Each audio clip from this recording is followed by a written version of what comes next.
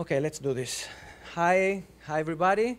My name is Matteo Angioli. I'm from a small town in Italy called Pistoia, close to Florence. I work in Rome. I'm a political advisor to a member of the Senate, Mr. Giulio Terzi, ambassador, former ambassador, former Minister of Foreign Affairs, and now acting also as a head of the European Affairs Senate Committee. I'm also secretary of an association called the Global Committee for the Rule of Law, Marco Pannella, which is named after a former Italian MP and MEP who is very renowned in Italy and who passed away in 2016. He was a member of a liberal party, whereas Mr. Senator Giulio Terzi is a member of Fratelli d'Italia, Brothers of Italy party, which is the biggest majority party in Italy right now. What I'll try to do in this 15-20 minutes or so is try to outline how and why my country, Italy, became the only G7 country to join the BRI with a Memorandum of Understanding signed in 2019. And I will specifically try to focus on some key cultural and historical reasons, although it is a very political issue, there is a historical background that has to be taken into account, I believe. So first of all, a few words of introduction. Italy is a transatlantic partner and a founder of the European Union, a key US ally in the Cold War years, and Italian governments have been very active fostering international cooperation and promoting human rights and the rule of law. The Italian diplomacy has put at the forefront, for example, international campaigns like the promotion of a UN moratorium on the death penalty, the establishment of the International Criminal Court, whose statute is known as the Statute of Rome, signed in 1998, and the adoption of a UN ban against female genital mutilations. Historically speaking, my country had also the largest party, the largest communist party after World War II, as far as Western Europe is concerned. And such presence had far-reaching implications on many levels. Italy also established connections at the same time with Russia, especially as far as energy and trade are concerned, and it developed economic relations with China, as we will see. Key players in the signing up of the Memorandum of Understanding are Beppe Grillo, who is the founder of the Five Star Movement, Luigi Di Maio, Minister of Economic Development, Michele Geraci, Undersecretary at the Ministry of Economic Development, this is the past governments, Matteo Salvini, Deputy Prime Minister, Vito Petrocelli, President of the Senate Foreign Affairs Committee, and Oliviero Di Riberto, Dean of the Faculty of Law of University La Sapienza. Okay, so let's kick off. As I said, we had the largest communist party in Western Europe after World War II. This is my little nice country, and we have President Xi Jinping and President of the Council of Ministers, Giuseppe Conte, in 2019, March 2019. So historically speaking, a bit of background. In 1966, that was the peak, the highest score that the Communist Party reached in Italy, scoring outstanding 34% of the overall votes in the Chamber of Deputies, the lower chamber of Italy. We had similar results in the upper chamber of Italy, the Senate. The Christian Democrats got 38%. That was the closest gap that the two major Italian parties got in the 70s. So 14 million votes for the Christian Democrats, 12.6 million for the communists. It was just 1 million difference out of a 50 million population at the time, more or less. With time and with the fall of the Soviet Empire, the Communist Party of course, came to an end in 1991 after its foundation in Livorno, which is a city not too far from Florence, in 1921. After 1921, we had a new party called the Democratic Party of the Left, which, as you can see, kept the sickle and hammer in its roots, which then was replaced by the Democratic of the Left in 1998 until 2007.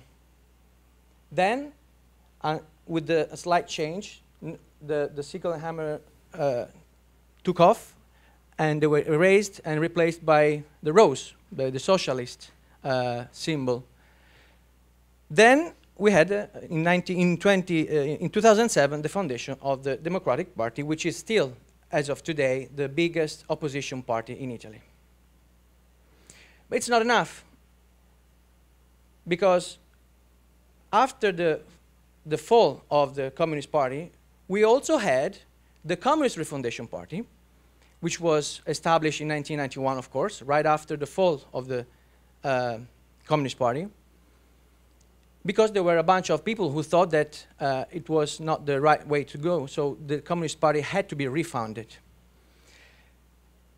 When the government of the day in 1998 fell, there was a split between the members of the Communist Refoundation Party, those who agreed on leaving the government and those who thought that it was a bad idea. So they split, they broke up and found and established a second Communist Party. So the Party of Italian Communists, which lasted until 2016. Against this backdrop, you can see how, historically speaking, a liberal culture and a liberal party in Italy never really took roots. There was no room. It was as simple as that. There were a few minor parties with a liberal view, but they weren't really strong, never. In particular, there was one called the Radical Party, founded in 1955, which was headed by Marco Pannella, as I said in the beginning. So Marco Pannella was this guy who was he came from the ancient, the post-World War II Liberal Party and established the Radical Party. There you have one of his initiatives. This was in Brussels, the European Parliament in 2006, meeting in a meeting organized by the Radical Party, Wei Jingsheng. And over there you have a young Dolku Unisa, the president of the World Uyghur Congress. And here you have very dangerous individual called His Holiness the Dalai Lama, who was very, very close to him. And actually, Mr. Pannella was the only European politician to be invited to Dharamsala to attend His Holiness' birthday on his 85th birthday. So why am I speaking about this? Because in the European Parliament, we already had a few clear indications what China's narrative was already at the time. That's why we are I'm trying to talk about detect. This is a piece by the People's Daily, published on 9th May of 2002. As you can see, it's spread by the china.org website, and it says something very interesting about Taiwan already. They said that the European Parliament always speaks on China with cynical remarks. Although the Cold War had concluded long ago, some members of the European Parliament are far from having given up their Cold War mentality.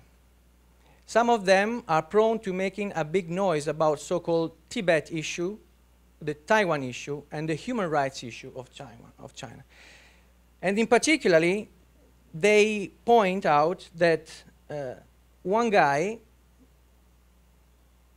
Olivier Dupuy, is the most energetic anti-China element of of whom is Olivier Dupuy, without party affiliation. Now, Olivier Dupuy was a member of the European Parliament and a member of the Radical Party. And the author writes, "This fella, radical and bigoted, is the vanguard of the anti-China forces in the European Parliament. His prejudice against China has almost made him a hysterical mania."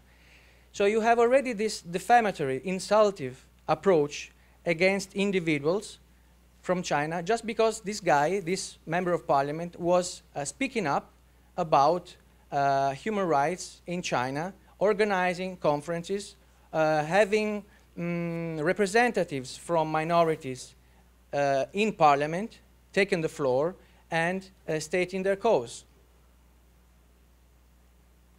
This website, which I'm sure you all know, china.org, has been spotted on 11th of October this year, replicating, drawing news from the Iran Tasnim news agency, which is run, of course, by the Iranian government. And in this case, they are trying to smear Israel and the policy that Tel Aviv is running, not only in this context, but especially after the 7th of October attacks. So going back to Italy, why did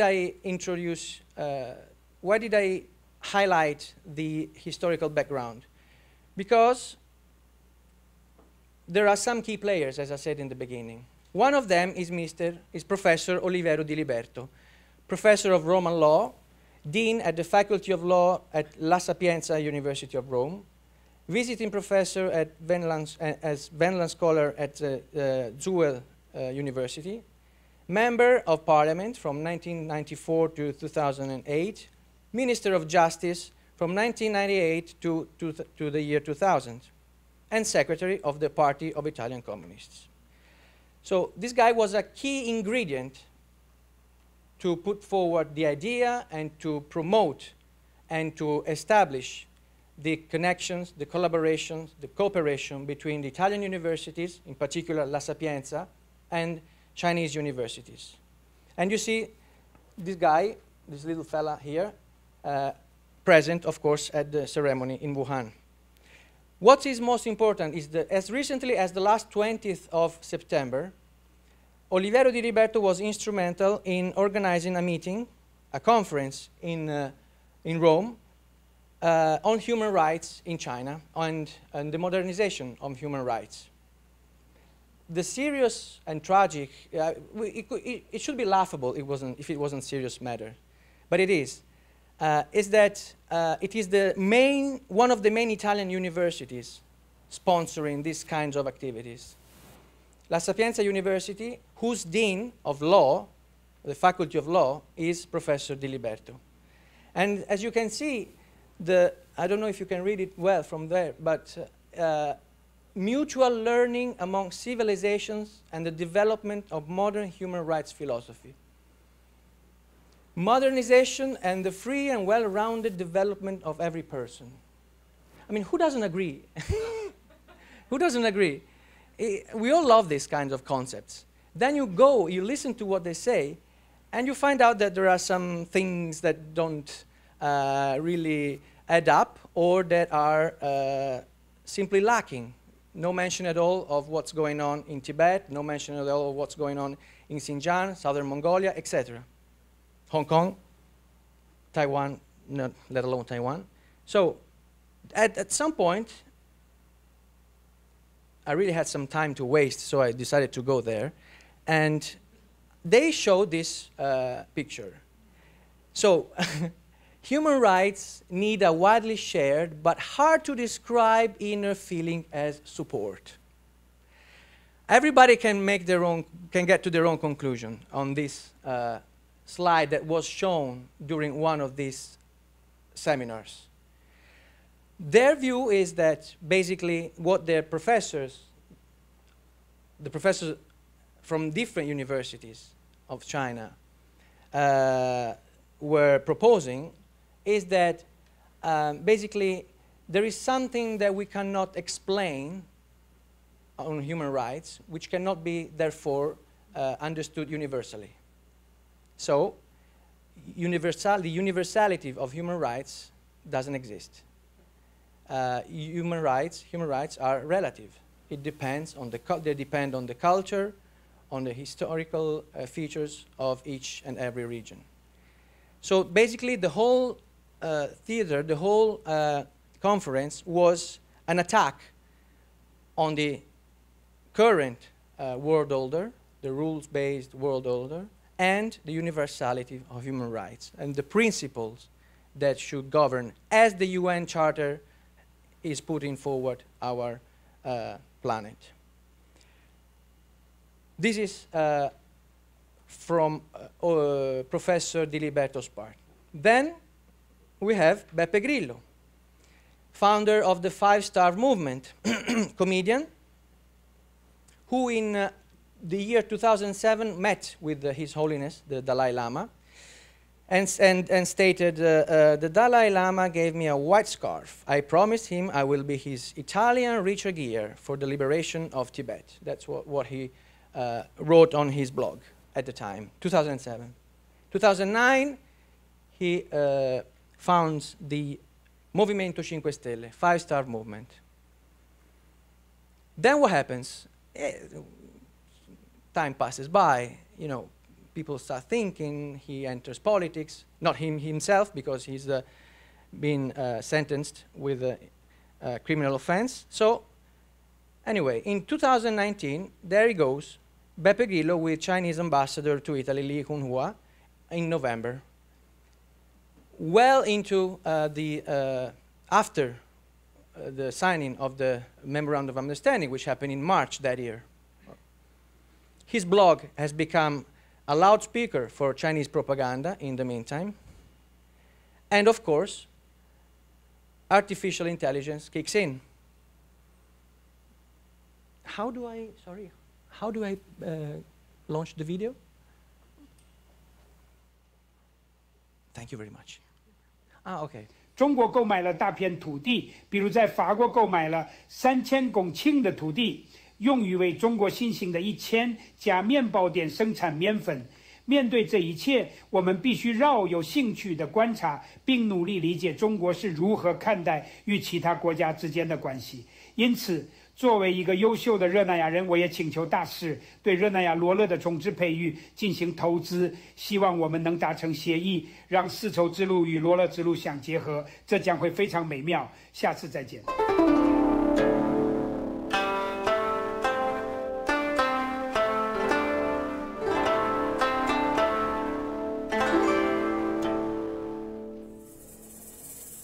Now, before talking about the Basil Road, he said a few words about the importance of developing infrastructures. The 5-Star Movement was part of the then government with the Lega, the League, which was headed by Giuseppe Conte.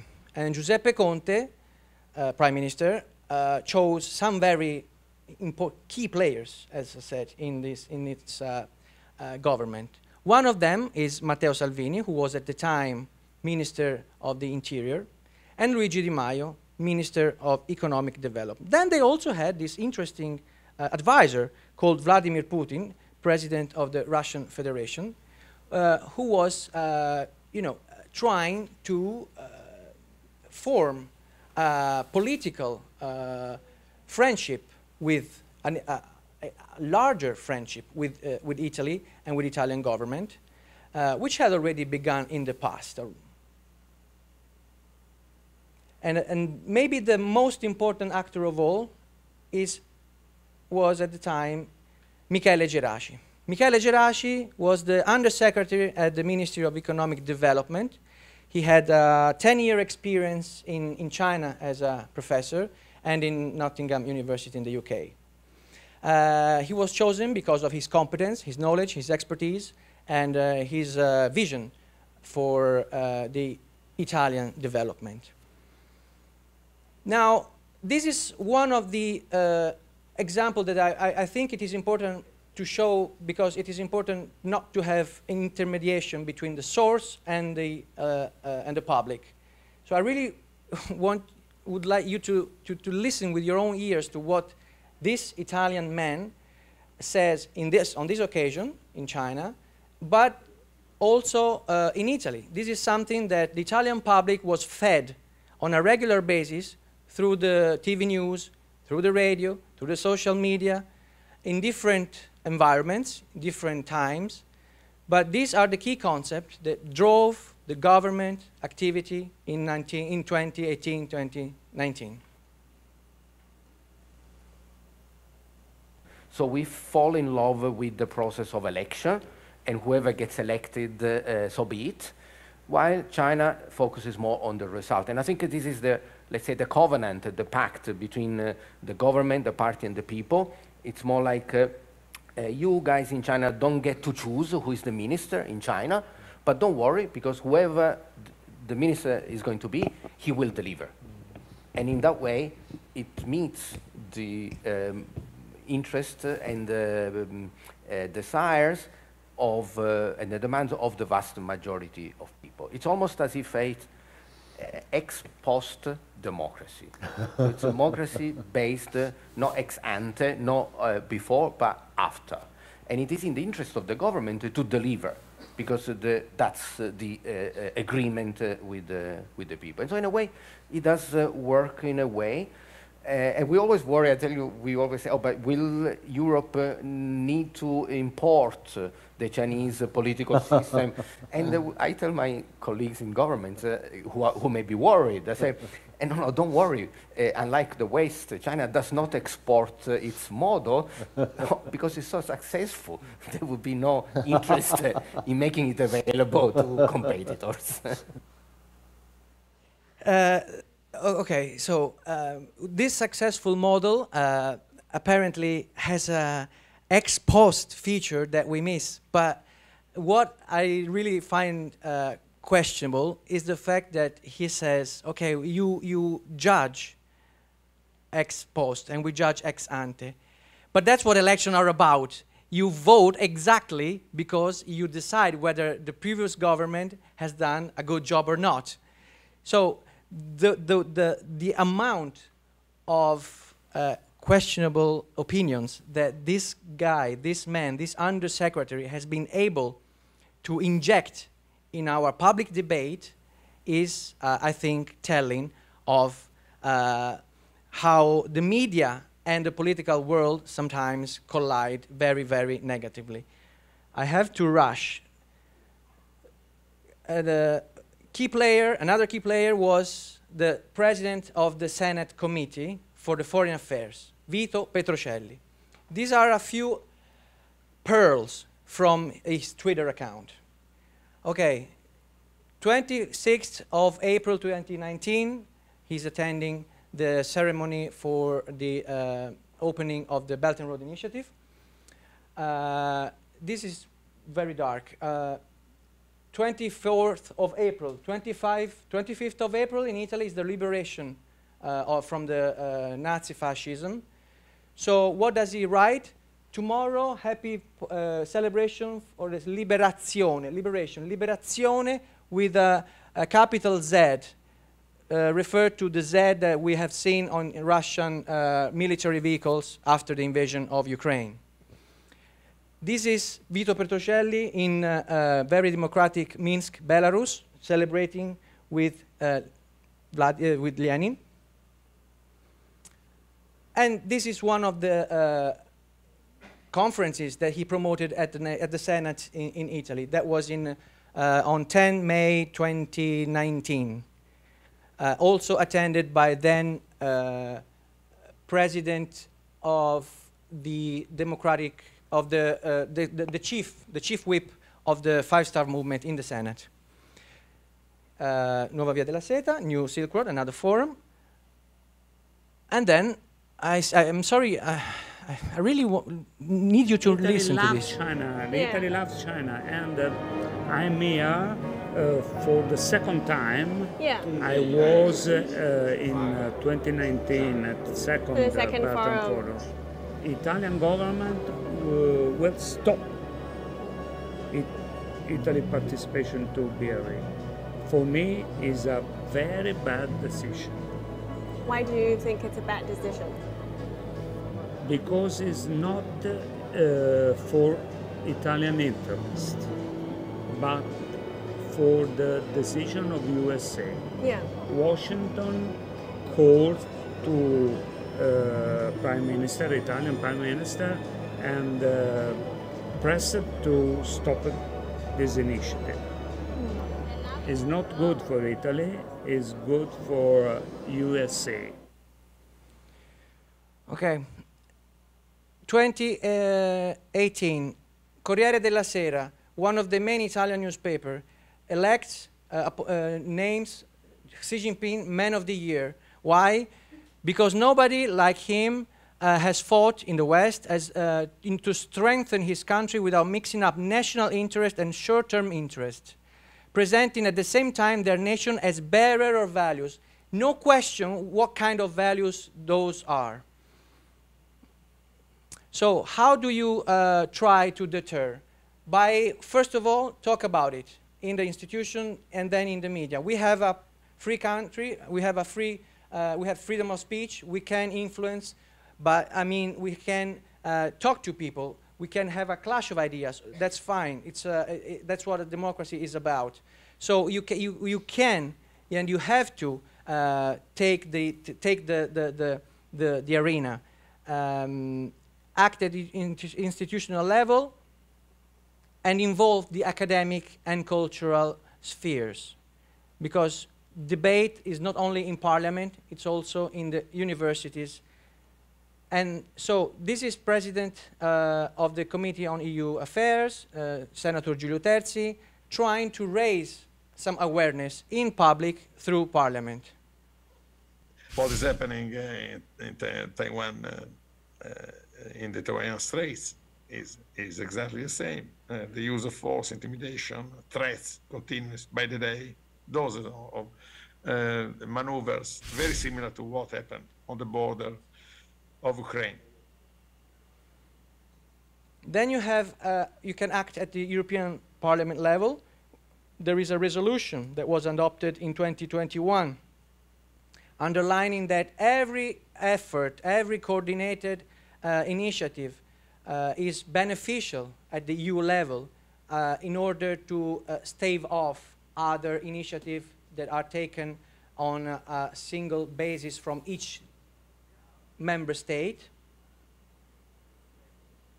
At the European level, you have also a resolution on the right to know from the Council of Europe, the Parliamentary Assembly of the Council of Europe, calling for an independent national monitoring system of the legality, accuracy, and completeness of information provided by all national media to make public the disaggregated data for this monitoring exercise. This doesn't mean that you have a monitoring system saying what is right and what is wrong.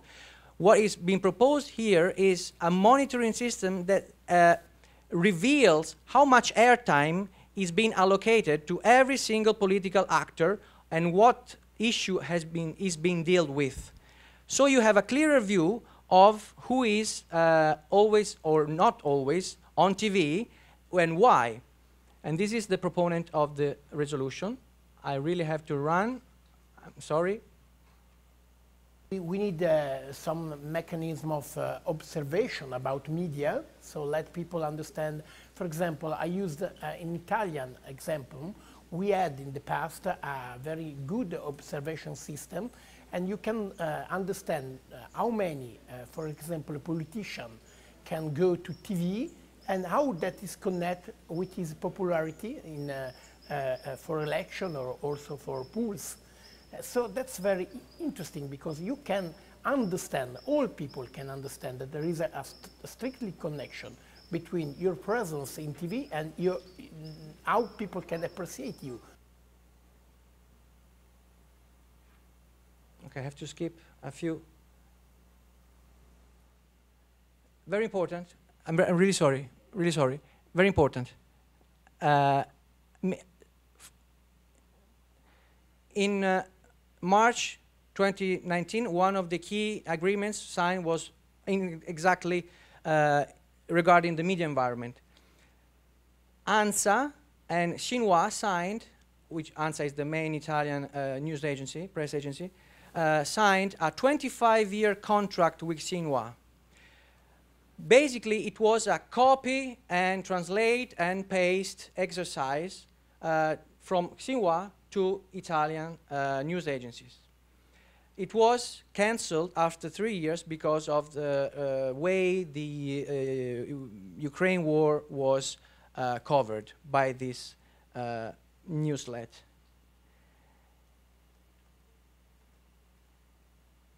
And finally, we had this very beautiful theater show called Shin Yun, which in Italy has not always been able to be screened because of the pressure of the Chinese Communist Party, as for example happened in Bergamo, close to Milan. But again, with information, with public awareness, and with local authorities and national authorities' involvement, sometimes this kind of hurdles can be overcome. 谢谢. Thank you very much. I don't know if we have time for a few questions. Just to notice that we have prepared for a meal at the 7th floor, and you may feel free to keep on asking questions, but we need to stop the live streaming now. All right. Is it fine? Thank you. Yeah, so everyone keep feel free talk, and then we will wait at you at 7th floor. Thank you.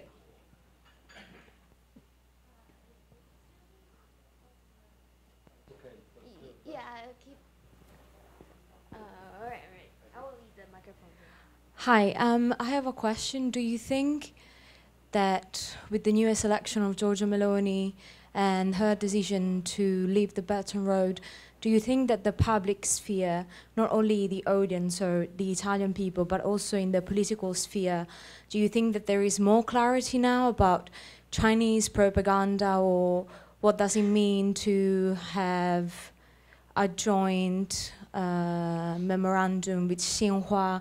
Do you think that the Italian public, or at least the Italian politicians, are more aware of what China is or what it's doing? Thank you, because this is a very important question. I think, in my opinion, Italian authorities and Italian public are slightly more aware now, but especially as far as the public out there is concerned, they don't know really what is the problem. There are a few segments where there is more clarity in terms of technology theft and other issues related to technology and competition, unfair competition, economic competition, trade, etc. But we still think that in part it is understandable. China is too big to be ignored, so we really need it. Now, we are not in the same place as we were 5 years ago, that's for sure, because public pressure and institutional political pressure is there, and we need to keep it up. We need to keep the information flowing.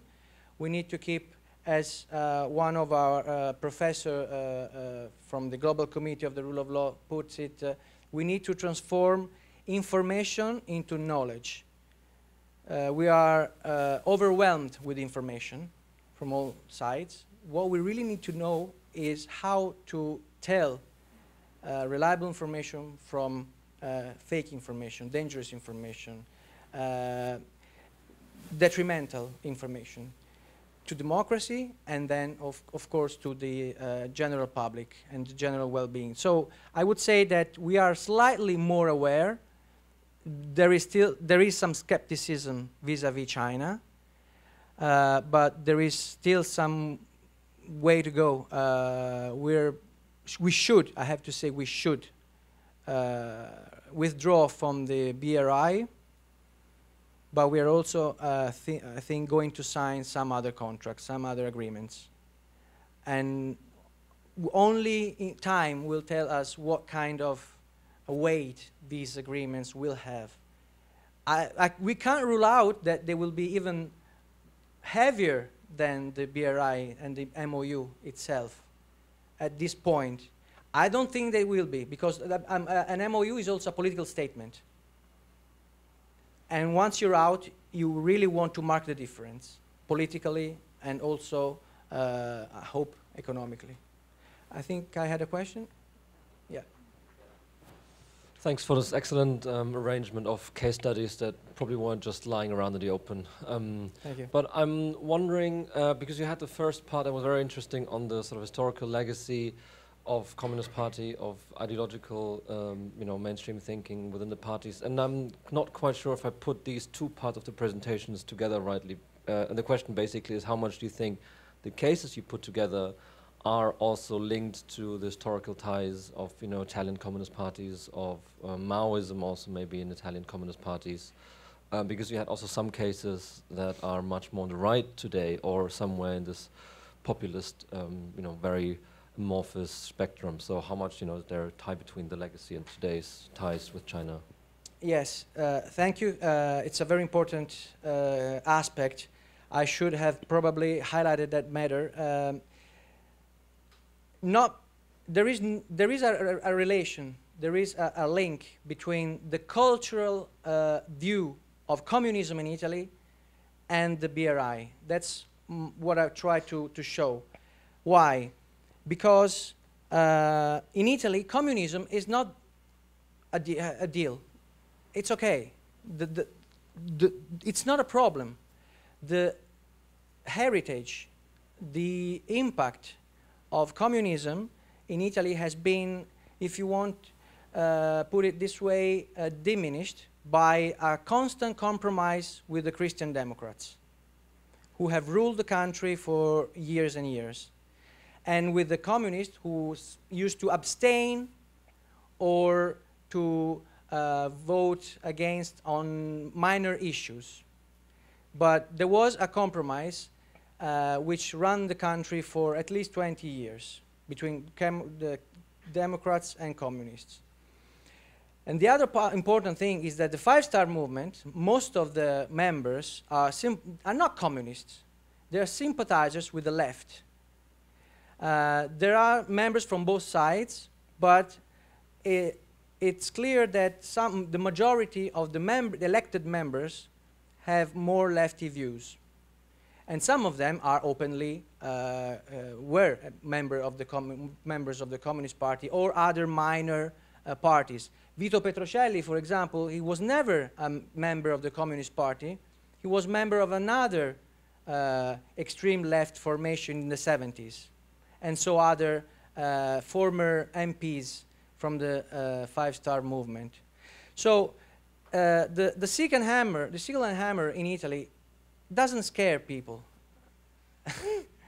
And I think that for a foreigner, especially for an Eastern European or for from other regions, it tells a lot. Whereas in Italy we say, okay, yes, it's not as bad as Nazism or fascism. This is key, and that's why it is okay to do business with the Chinese Communist Party.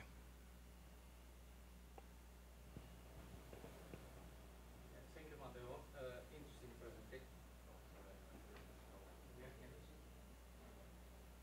presentation. So I want to ask you if you think that this traction that China has in Italy, or used to have, is diminishing, but it's still having in Italy, but not only. You can speak of France or Spain. I mean, Mediterranean countries, the same situation. Is it more because of these cultural factors that you refer to? So the attraction of the left, classic Europe, we are anti-fascist, the good guys are on the left, the bad guys are, all this mystique after the Second World War, or the myth of authoritarian development, which is very powerful among technocratic elites in Italy or elsewhere. Look, China, it was growing, growing, growing. Now it is not growing anymore, so it's diminishing. or the myth of meritocracy, like they said, this ex post democracy, you know, you put a guy in charge, and then they listen, they use technology to know what the people want, so we get rid of elections because we listen to the people in a different way, you know. These are really attractive to smart people like university deans, you know, and in many countries, not just in Italy. So these are the cultural factors. On the other hand, Italy has always had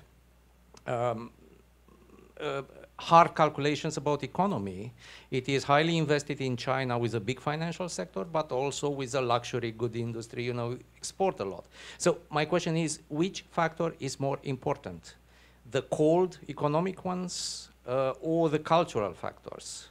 You know, which prevail and where do you think the balance is going now? Because again, there is a dependence of big European states like Italy on the Chinese economy, and this economy is not going very well. So I know that the leaders of industry are, you know, at the crossroads today. They need to decide what they do, and especially in the case of Italy, the big financial sector is exposed.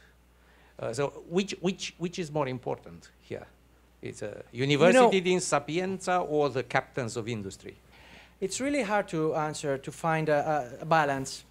But there is equal weight, in my opinion, between the academic world and the corporate world. Italy is a safe haven, I would say, for corporatism. As I said in the beginning, we don't have a liberal culture. It is a very corporatist country. So when the wind blows towards the east, all corporate managers look at the east. Why? Because of the corporate system that is still very well in place in Italy. And the academic world adjusts and explains and tries to find a linkage between the economy, the political world, and public sector, and the public opinion, sorry. So it's a real well-crafted combination where, in my opinion, the upper hand goes to the economy and the financial sector. But the cultural world is key. It's the enabler to this kind of dynamic. And when you find the right political actors, as we have seen, you can strike these kind of deals. And Italy is not an exception. Other countries had important deals and agreements with China, but none signed a Memorandum of Understanding from the G7 and from Western Europe. Why? Because we feel that that the political world is driven from a heavier, a more important environment, the financial one, the economic one.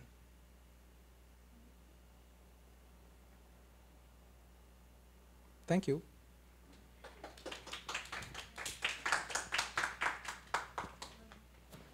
Thank you.